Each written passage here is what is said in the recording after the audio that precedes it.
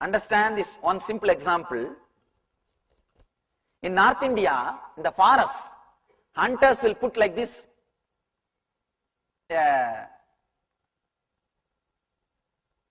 stick and the rope to catch the birds, to catch the parrots. Actually, what will happen, when this is hanging like this, the parrot will come and sit here. The moment parrot sits, because of the parrot's weight, what will happen? It will just turn topsy-turvy. The moment it becomes topsy-turvy, the parrot will start thinking, oh, if I leave, I'll die, and it will hang on to that stick. The moment it turns, it will feel totally shaken and just catch hold of that stick. It will hold on to that stick and hang on to that stick. It will think, if I leave my feet, if I let go, what will happen? I'll fall and die, because it is hanging upside down. The moment it sits here, the moment it holds, naturally the stick will become like this because of the weight.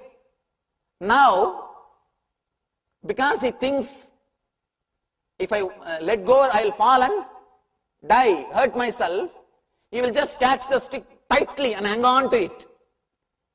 Slowly the hunter will come after 4 or 5 hours, he will just catch that parrot and put in the cage and go. The foolish parrot, he doesn't know, if he just relaxes, he can simply fly and be liberated. He doesn't know, he can just open up and be liberated. Same way, you do not know, if you just leave the mind, this moment you can become Paramahamsa. This moment you can be liberated. This moment you can start flying. The same fear which parrot has got, you are having. Your fear and the parrot's fear is one and the same. How? The parrot is believing that he can't let go. If he relaxes, he will die. Same way, you hold your mind and you feel, I can't let go. If I start trusting that I am unconnected, unclutched, independent, illogical thoughts, immediately you have that fear.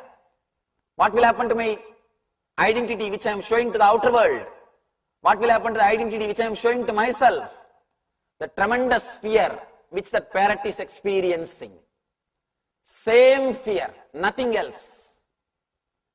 One important thing, out of fear, that parrot is not flying, holding on to the stick. What is happening? Slowly the hunter will come, take the parrot away and put it in the cage. Neither the parrot is having the freedom, nor it is having the stick.